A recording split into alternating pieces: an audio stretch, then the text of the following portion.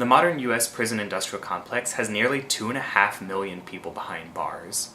State and federal prisons account for nearly 2/3 of incarcerated people. The prison industrial complex employs about 800,000 people to run the prisons that warehouse these people. This massive system harms everyone involved.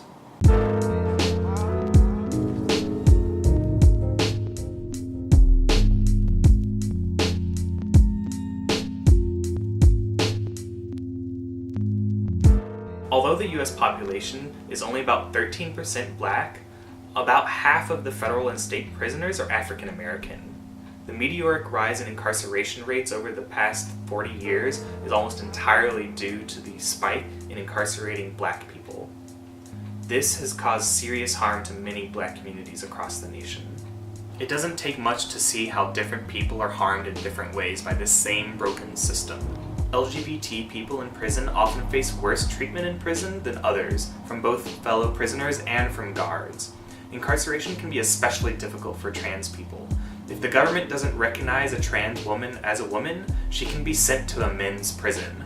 Anyone in prison that has any kind of disability often faces difficult times. Getting proper medication can be nearly impossible, and anecdotal stories of prisoners not being given proper medical treatment or equipment are countless. Although there are far more men in prison than women, women also face unique harms in prison.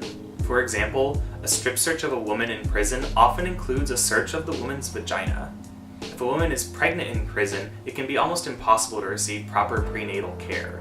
And when it's time to give birth, the woman is not going to be sent to a hospital. Instead, she'll be strapped down to whatever bed they have available in a medical facility in the prison, and she may never even get to hold her baby. In both men's and women's prisons, rape and sexual assault is rampant. And it's not just prisoner-on-prisoner harassment. Women in prisons are often subjected to rape and sexual assault by male guards. Television shows like Orange is the New Black and Oz often depict prison as not that bad. While watching, you think to yourself, I could handle that. But even in these shows, the true horrors of prison show through. Guards sell drugs in exchange for sex. Guards look away while prisoners attack one another. Although the prisoners face the most harm in prison, correctional officers also face harm, both physical and emotional. One study indicates that correctional officers have rates of PTSD similar to military combat veterans. This directly harms the communities that prisons have been built in. The psychology of people in prisons and the damage that prison can do has been well known for a long time. In 1971, psychologist Philip Zimbardo conducted the famous Stanford Prison Experiment. In this experiment, 24 college students were randomly assigned to be prisoners or guards. The student prisoners were arrested and processed just like real convicts. They were given serial numbers and a simple smock to wear.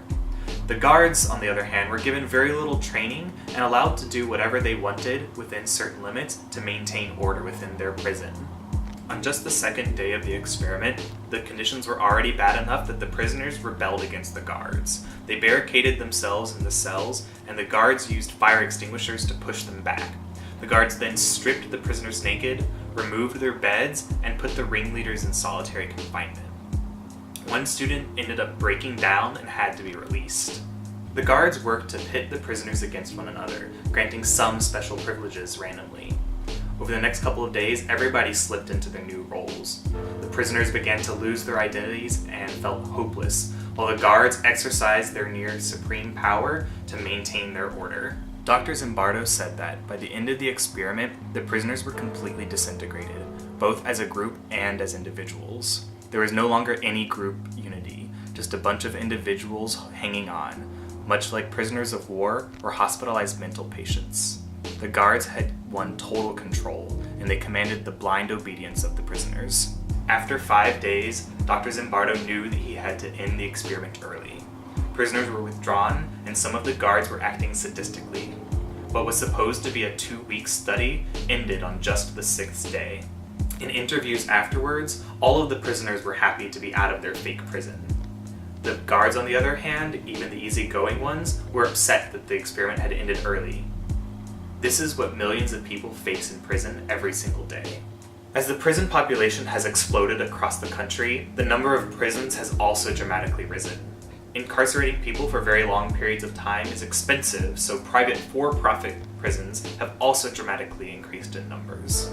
Basic economic principles tell us that a for-profit company will do anything it can to increase profits, so it's no surprise to see private prisons funneling millions of dollars into political campaigns. The two largest private prison corporations are the Corrections Corporation of America and the GEO Group. Their combined revenue in 2011 was $3.3 billion. Together, they've contributed over $25 million in political contributions and lobbying efforts. Government contracts guarantee minimum occupancy levels of private prisons, which means the private corporation has a direct interest in as many people being arrested and locked up as possible. They further try to increase profits by spending as little as they can per person. That means fewer guards per prisoner and poor conditions across the board. But it's not just private prisons that cause problems. Private prisons are a growing but small number of the total number of prisons. Public prisons also privatize certain aspects of their facilities. One big example of this is communications. Public prisons often outsource their communications, including phone and email. So if a prisoner wants to get in touch with friends or family, the private company will charge the prisoner directly. One company charges over $1 per minute to make a phone call. Most prisoners cannot afford these extremely high prices, so when they finally leave prison, they have a huge bill that is already collecting interest charges. Paying off this debt can be hard or impossible because finding a job is very difficult. Many employers on their applications have a checkbox that says, "Have you ever been convicted of a felony?" If a felon is also applying for housing, many landlords also have this checkbox. If a person can't get a job or housing after leaving prison, how can we expect them to turn their lives around? It should come as no surprise that so many people end up back in prison under these conditions. Our addiction to incarceration has also led to more and more immigrants being locked up. Because they are not US citizens and are not being charged with a crime, immigrants in detention centers often sit there for a very long time awaiting some decision on their fate. Conditions in the detention centers are also often very poor. One detention center run by the GEO Group in Tacoma, Washington, has had 3 hunger strikes in 2014. The prisoners started the hunger strike because the food that they've been given is barely edible. The commissary charges insanely high prices for prepackaged food and other items. The detention center also uses detainees for most of its labor and only pays $1 per day, and the detention center charges families to give prisoners money. Prisons are such an accepted part of our lives, but the damage that they cause is often hidden from public view. What I've talked about here is only a small look into the amount of harm that this system causes. Many people have said that the true measure of a society is how it treats its most vulnerable members. America prides itself on its freedoms and on its democracy. We tell ourselves that we protect people's rights more than any other country. But no other country locks up as many people as we do. If we measure ourselves by how we treat the people that end up in prison, we don't measure up very well.